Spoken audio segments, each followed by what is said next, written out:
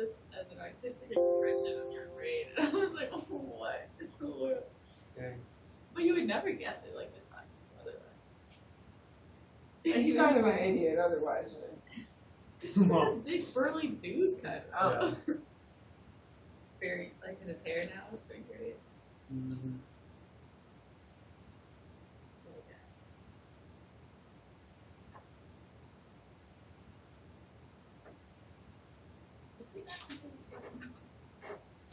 I don't know.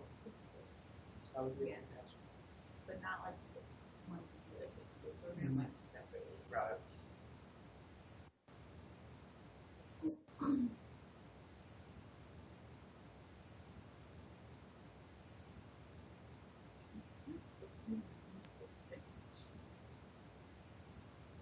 I'm trying to think of some extra one.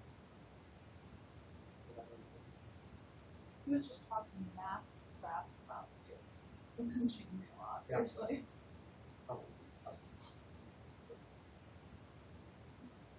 I don't know one person. you ever get to know one person.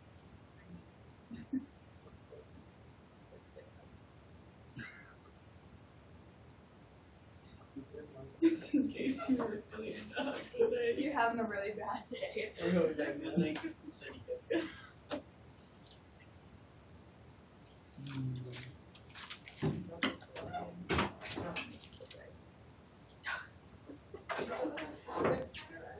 So you got some homeworks, right?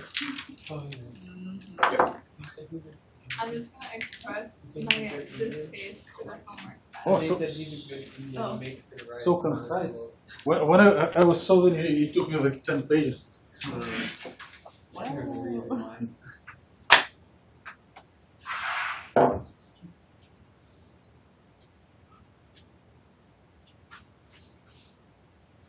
So we will do security again. Oh no, we're actually.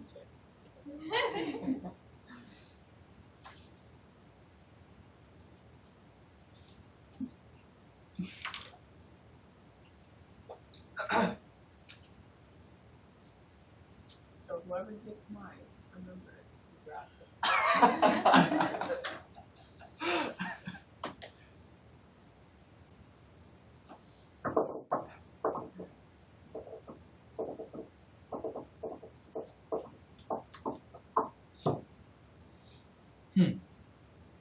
I see something. Oh, okay. It's here. No.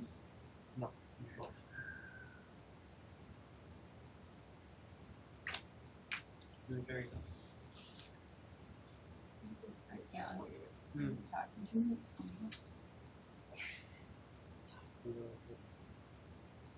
You said, oh, thanks. No, I oh wait, I was saying I should have eaten food right away. You could totally do it. Yeah, you got it. Who needs sleep when you can die doing a lot? So let's Whatever, guys. grade homeworks, if you don't mind, right?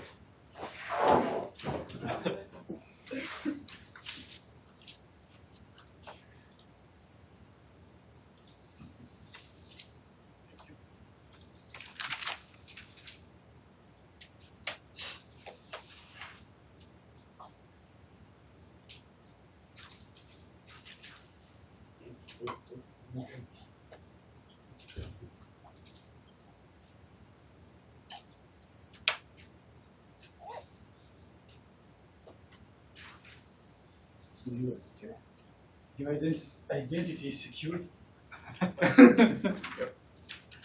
And I'm going to go over the stuff. So let's assign 100% for questions from 1 to 5 and 40 to the last one. So that if you did everything, it will be over. And for absolute A, 100 is sufficient. Wait, I'm sorry, what? 6 is a Oh, sweet. No, you need to accumulate hundreds to be perfect. Okay. So if you lost steam by completing number 5 and did everything perfectly, you're perfect. If you added something for number 6, you are better than perfect. And please mark this grading because I do not have this points on the next slides. So first 10, second 30, third 30, fourth 10, fifth 20, sixth 40. It's everything is very symbolic, but so that we have. I don't know who reverse homework this is, but Oh, that's fine. well, I did. She was trying to be gentle and pretend that she doesn't understand. Yeah. Did you miss number 2? Did you not? I couldn't, so. Oh, that's fine. I was just making sure I wasn't like missing your page. That's okay. Okay, so for number 1, you just plug in the equation for energy and plug in number 1 and 2, and then inverse and solve for size, right? It will be 2 squared 4, 1 squared 1, and then divide by energy difference. And then you work out the units that I was lazy to do. But it should be something around 2 nanometers. But be generous if it is. If you see 4 minus 1 or 2 squared minus 1 squared, something like this, just go ahead. Yes? Number 1. I do not write it here because it's so simple. It's just nothing to talk about. For each bar, what do you use the joules per second or the ACs per second? I'm trying to avoid this subject because I hate it so much. Okay. I was very poor in that in my times. You use your preferred system of units. If you use SI, International System of Units, you need to do everything. Then your size will be in meters. But if you want to cheat in a good sense, you may select atomic system of units, where Planck constant mass of electron is R1, and then answer will be in atoms distance will be in Bohr radius, which is like half of an angstrom.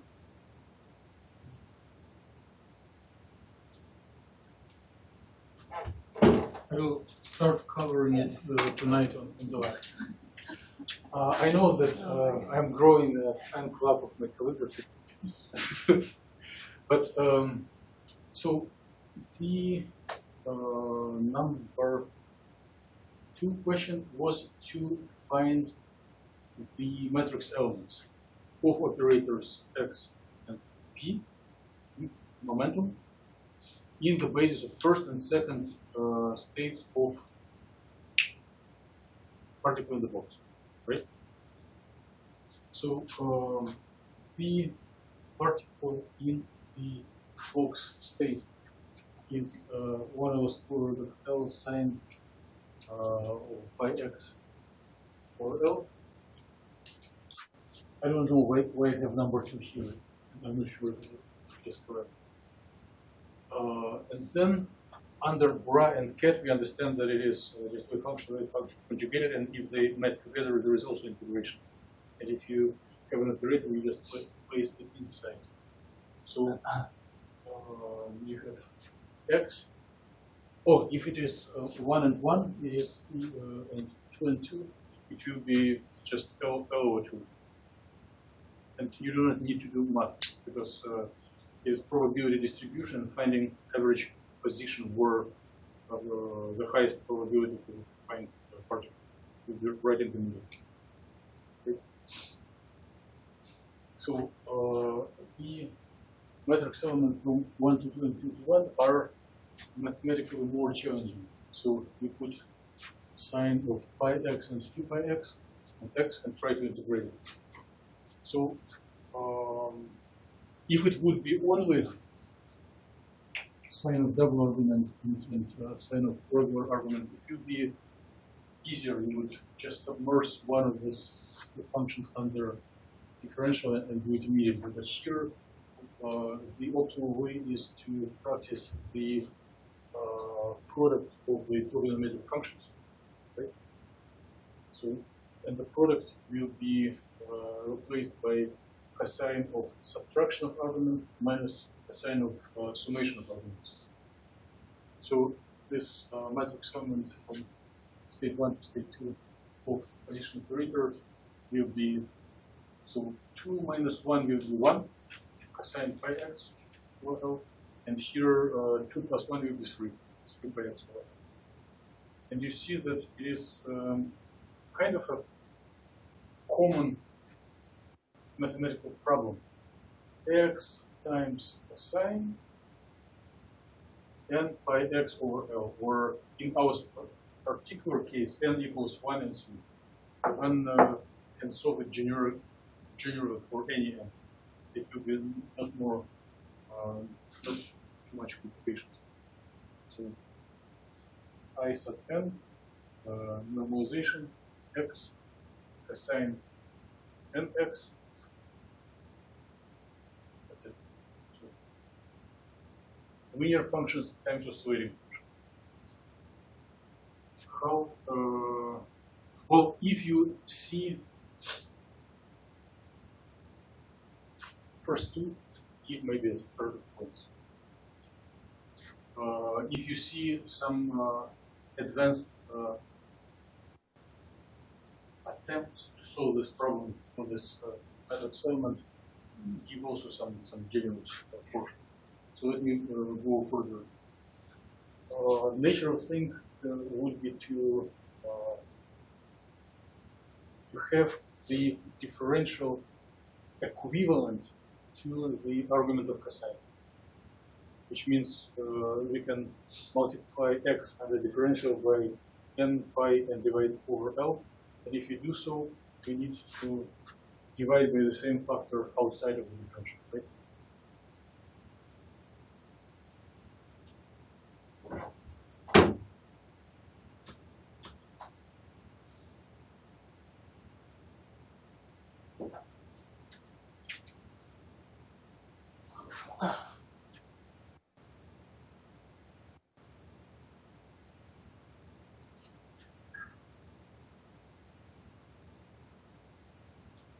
So it will be the gray area observed.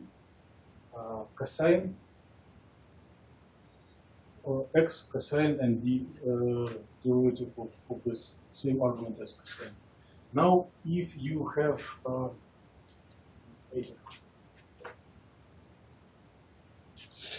if you do have cosine and derivative of its argument, it's possible to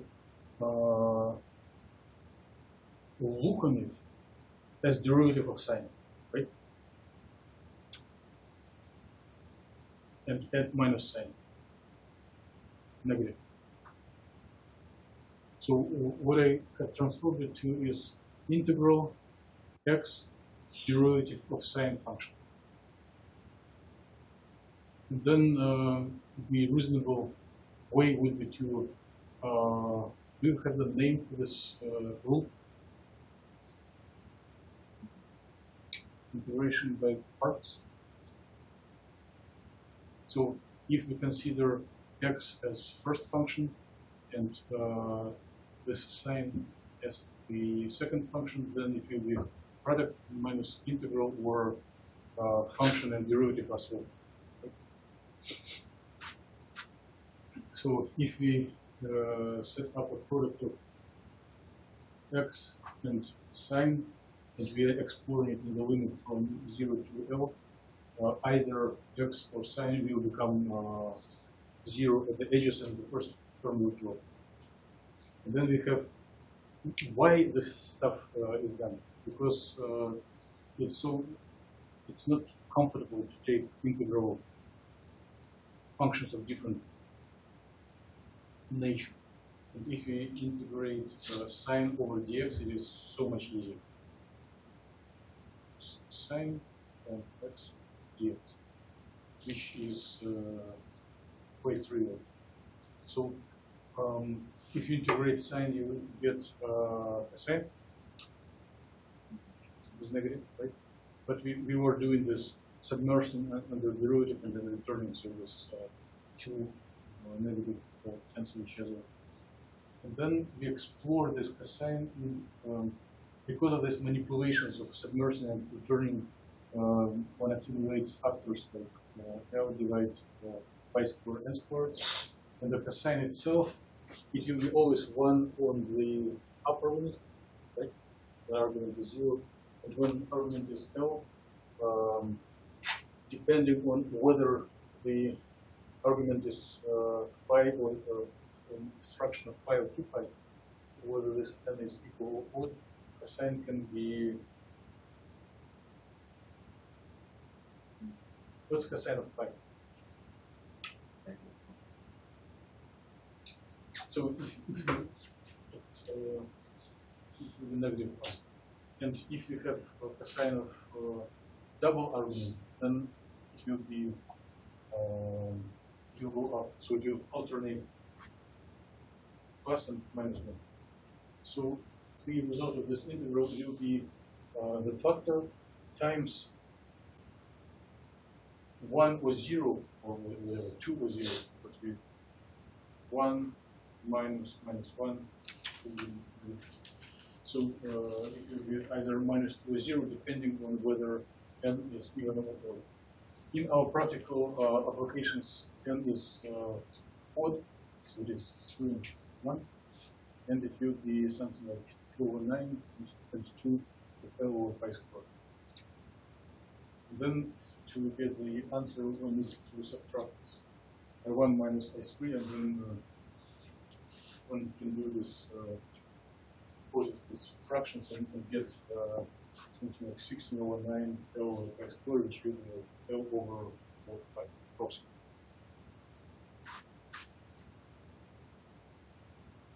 I'm not seeing anyone writing. Just write something. Good try.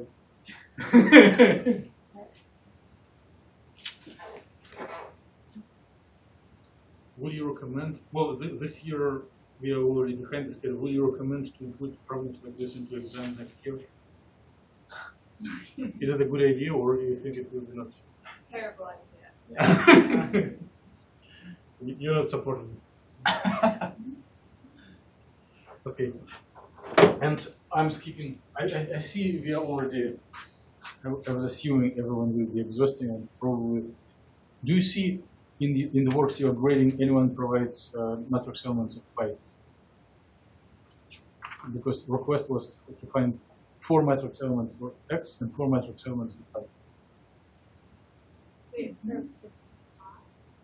or for Moment. okay, I was like that is not what I did at all. No. Do you see anyone's? Okay, for anything about pi, just give general. Give another 10 points. That's just, even if it is not right, it's a strong effort. Now, the problem number 3 was to predict future and find expectation value of position. Right? For initial position, initial condition of the 1 over square root of 2 in state 1 and 1 over square root of 2 in state 2. And you may correct me that it was I in the second state, right? So I'm quickly showing what would be if instead of I, one would have just 1. So it is not for grading, it is just for reference. But then the expansion coefficients will evolve in time by accumulating phase according to energy E1 and E2, right? And then the expectation value, according to the stuff that we were discussing in class, will be products of the expansion coefficients, which are in the time dependent, 1, 1, 1, 2, 2, 1, 2, 2, multiplying by the matrix elements accumulated from previous problem. Where first and last are L over 2, and 2 in between are about minus L over 5. If someone was picky, it could be a fraction, something like 16 over 9 over 5 squared. So if we add all these things together, the first and last give constant, and these two exponentials will be processed with Euler expansion. And after bringing it all together, it will be size of the box over 2 minus size of the box over 10 cosine of the frequency corresponding to difference of the energies. So it will be oscillating near to the middle of the box position. It will start with a little bit lower than average, and then will go up and down. Basically, this is what we did in the lab 3 weeks ago. Now the actual assignment is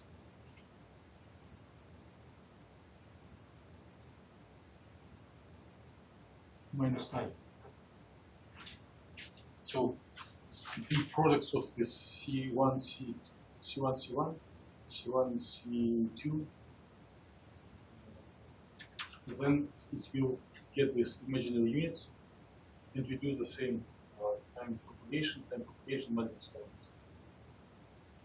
So if expression like this is provided, gives third of the credit. If correct values of matrix elements are plugged in, give like 2/3 of the credit. And then if we add together, then time independent part matrix elements are the same. Absolute values will be still 1/2, so it will oscillate around the middle of the box over 2. But because of the I, the exponentials will be adding and giving signs to the sign. So as a result, it should be oscillating like sine, starting from exactly middle and then going down. If oscillations are, if graph oscillation is provided, give full credit. If it is not provided, but you see reasonable effort, give that's subtract.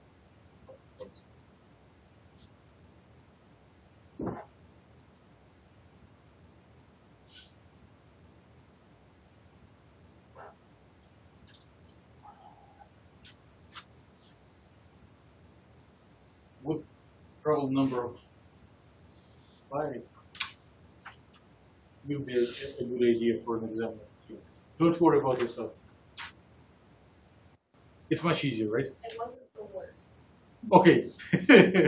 So if any, then this is better than the previous.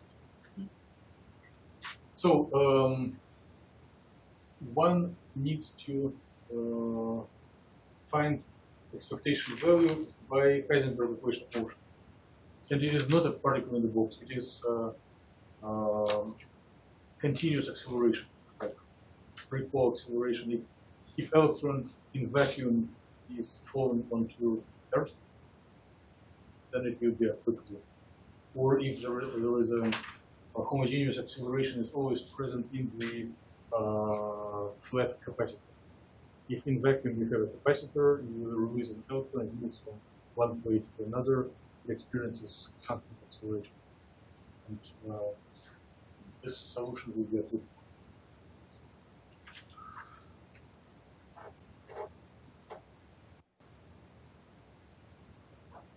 So we are interested in position, so we need commutation of position and momentum. And there is, we know from our future considerations that one also needs to, no, it is just a unknown function. So you replace Hamiltonian by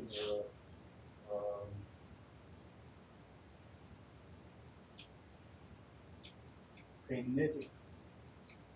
Well, it should be kinetic energy plus this potential that is proportional to position, but position and position can be, so it will drop.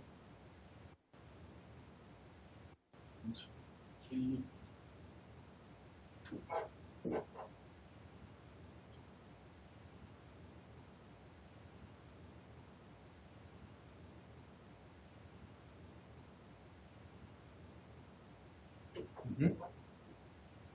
As a result of commutation, as we did in class, there will be derivative, first derivative over position which is moving.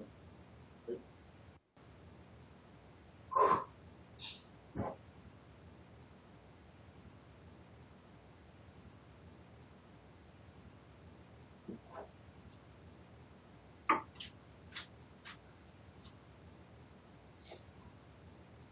So change in time of position will be just momentum over mass, right? And we got this equation when we were considering Hermann's theorem in class. If you were scrolling first if you were taking notes, and if you were scrolling through them, you do not need to do that, just can text, right? But the difference is that here momentum may be time dependent.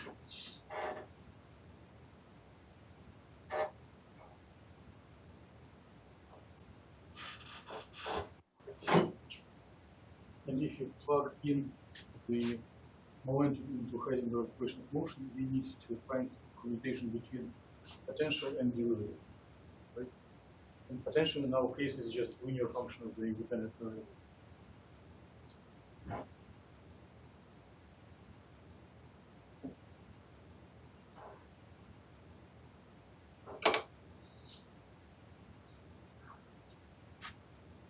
So if we process what comes out from the commutation of momentum and potential, momentum commutation with kinetic energy contributes zero. Then one is getting derivative over space of the potential. And if our potential is linear in position, it will be just constant. So change of momentum with time is equal to the free acceleration.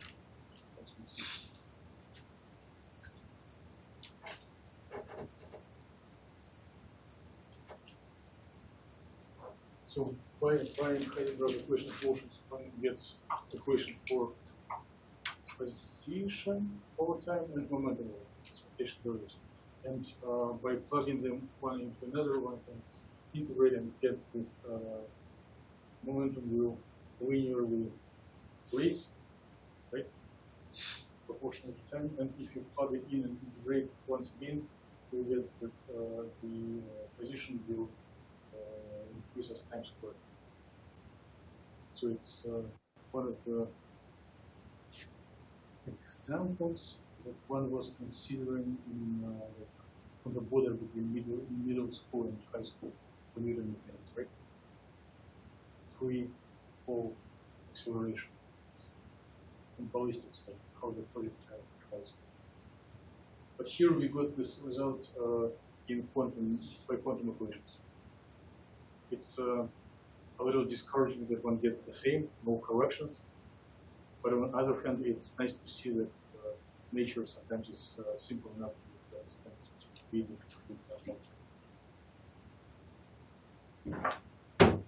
Okay, if all problems above were done 100%, give full credit.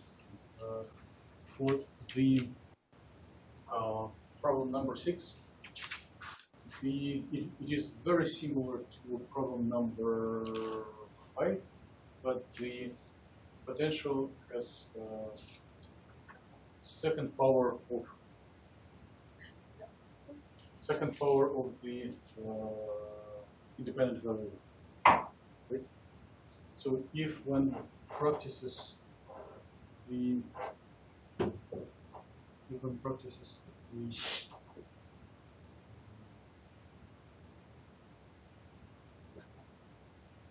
Heisenberg equation of motion, then the equation for position will be the same as before, but for momentum it will be proportional to position. So before we were able to integrate equation for momentum independent, but now these two equations are coupled. So it is a little mathematical challenge, or maybe not if you are taking differential equations, it's the standard problem. Right? Second or two first order linear differential equations, right?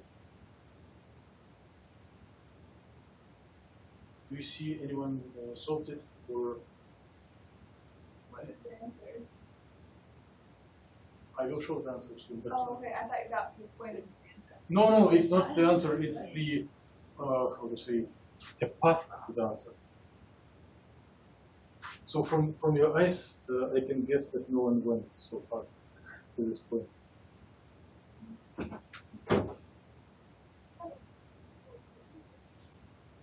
So one can either, it's technical detail how you solve it. One can do it by forming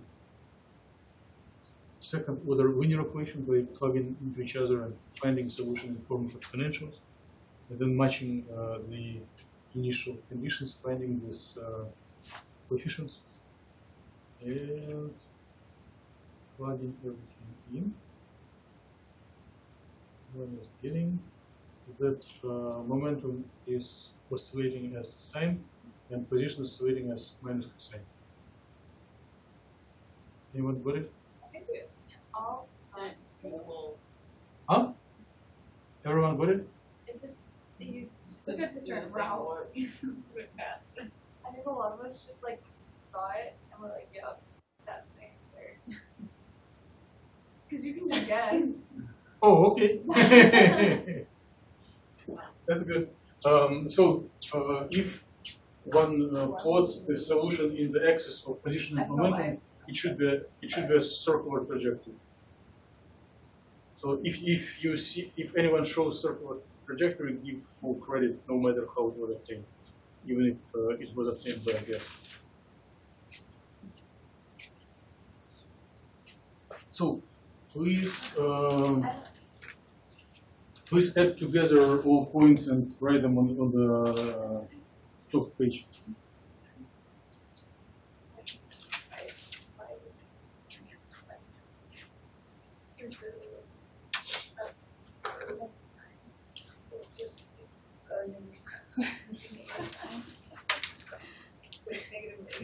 Not be confused for some I clearly remember like what was determined for the right questions. But Okay, I'm just No, yeah. Okay. because I was like, I feel like I know how to do that, but nailed that last one. I'm real good. You're still practicing arithmetical addition? Yeah, I haven't gotten it yet.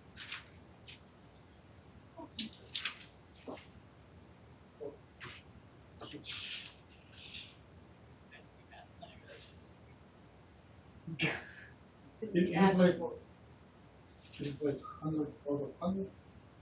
If it is more, just write it. It's more than 100. Write it. Oh.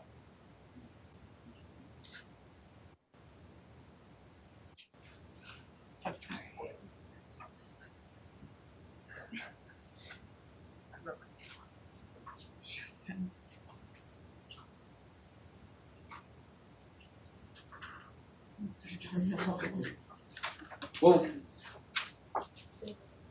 no one got lower than B. Most of you got 8. Okay. Did we expire all time, or I still have some time to entertain you? Leftovers are not interesting. So you remember this equation, and interestingly, that if off-diagonal elements, this h1 through h21 equals 0, it will just give accumulation of phase that we just described before. So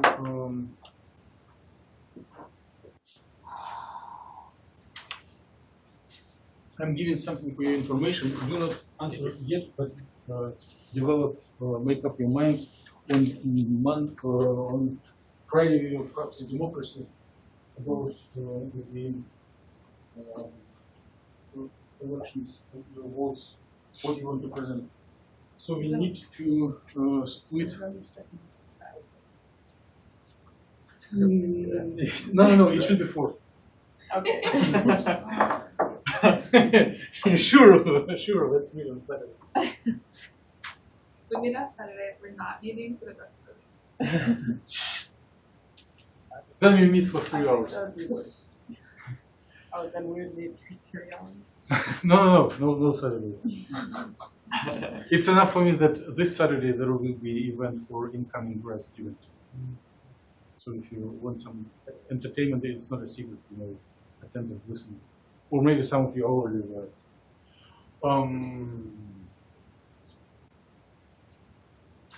So we need to start a new chapter. Enough boxes. We need to work on something new. So it's first time we go to the third stage. Finally. And we may practice, maybe not all, but some of the theories for this. So what is oscillator and who needs oscillator? What do you know? What was oscillating in your lives? Well, in scientific objects that you were focusing on. Waves. Which objects have the largest affinity to oscillate? To oscillate like physically without crazy quantum effects. Okay, yeah, I can do it. And if you are in chemistry, biochemistry, and chemistry is science of atoms. Yes, so distance, interatomic distance can oscillate, right?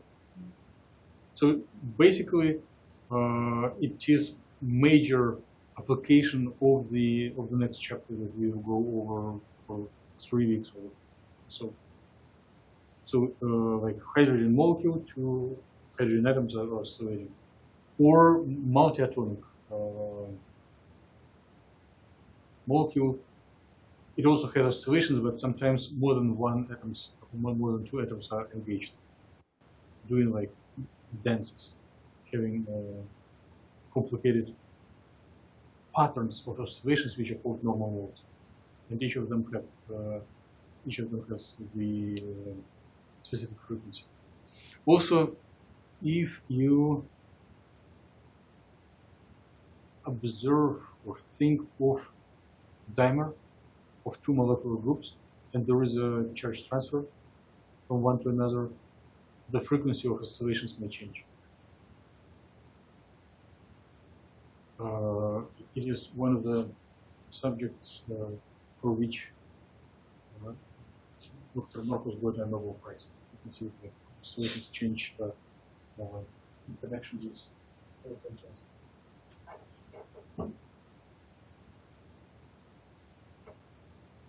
So I just went online for some potential between 2 atoms, and I think it was for copper, but it will be similar thing for any type of atoms.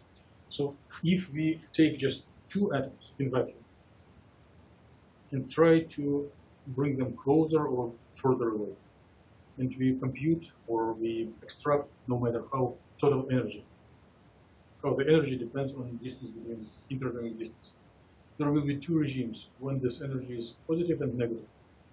If you try to smash them into each other, they will try to resist. The energy will become positive. Right?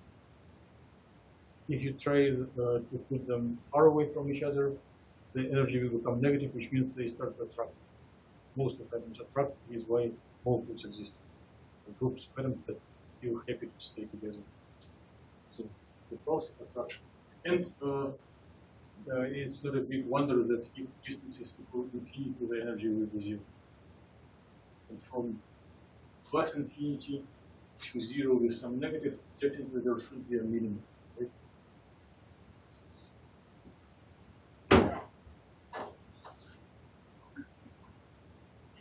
So we will focus only on the small elongations from this minimum.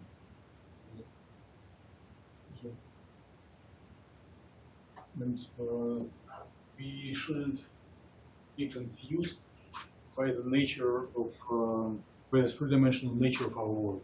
Even if it is like diatomic, where atoms can move freely anywhere, the distance between atoms, it is only 1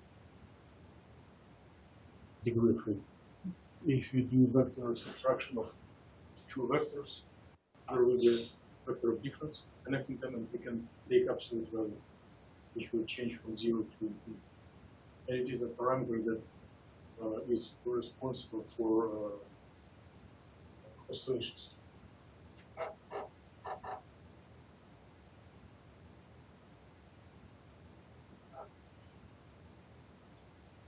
The potential, that is potential energy as function of distance, it is what we will be plugging into Schrödinger equation or into Heisenberg equation of motion.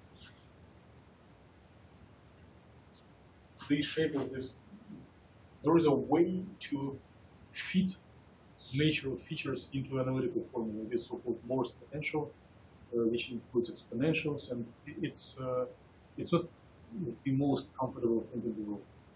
And if you are not interested in the very repulsive regime and zero regime, if you are interested only about small elongations near equilibrium, it is a very natural thought that you may develop yourself without looking into what previous scientists did, is to practice Taylor expansion series around equilibrium.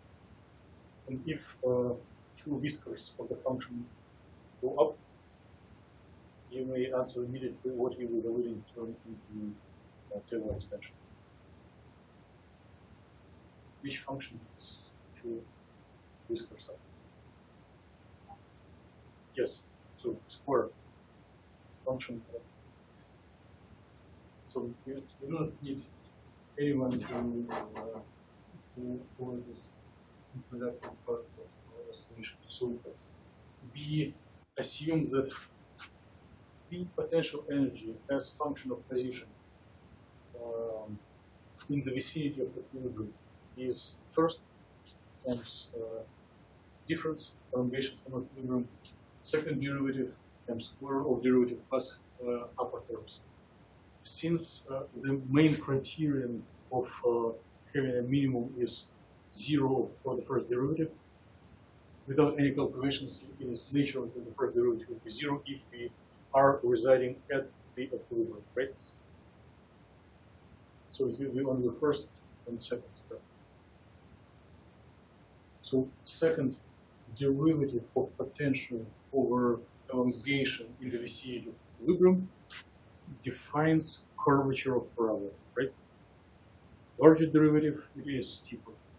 Smaller derivative, it's more smoother.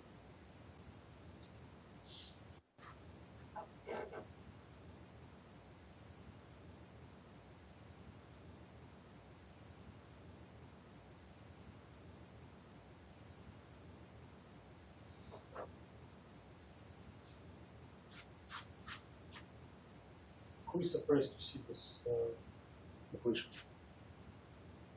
Is anyone surprised to see Hooke's law? Huh? Kind of. Spring. If you contract or elongate it, the resisting force will be proportional to elongation. So elongation and proportionality coefficient between elongation and force. And negative sign represents the contract in one direction and it will pulse in the opposite. Elongate in one direction, forces it with backwards. So returning. If we have force, returning force, then the potential energy will be with Hooke's constant elongation squared over 2. Okay. There is a convention. If we attach a mass to the spring and let it move, and solve equations like number 6 in your completed homework. The mass on spring will oscillate, right? Elongate and contract fluid. The higher the mass, the slower the frequency of oscillations. Right? Slower masses move slower. the higher the Hooke's constant, the quicker it will oscillate. So the frequency of oscillations will be will be growing with growth of this Hooke's constant, and inversely on the mass. But if one carefully solves this problem, it will be not linear but square root connection. So the frequency is square root of rigidity over mass.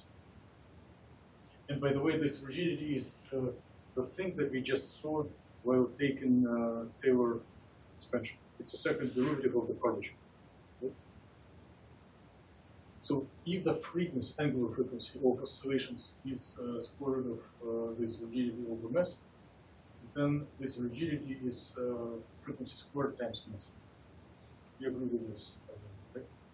And now we can plug this one into here. So no cheating, all fair signs.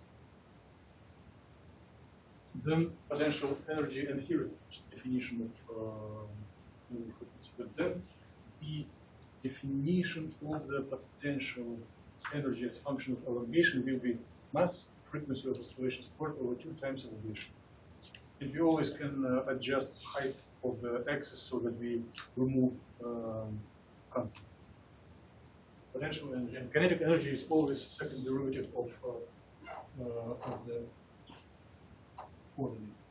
So if we plug all the stuff into Hamiltonian and form time-independent Schrödinger equation, it will be regular kinetic energy plus the square over 2 elongation times unknown function equals energy times unknown function.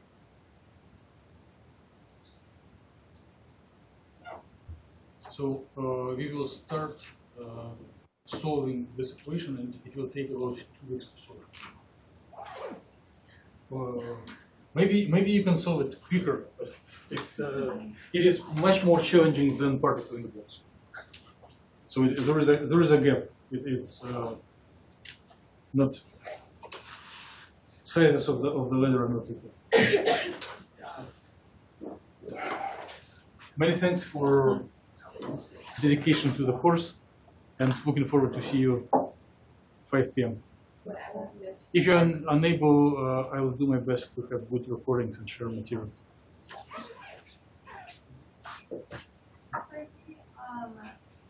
Choosing the topics, is it like you get that topic and all the subsections in the need?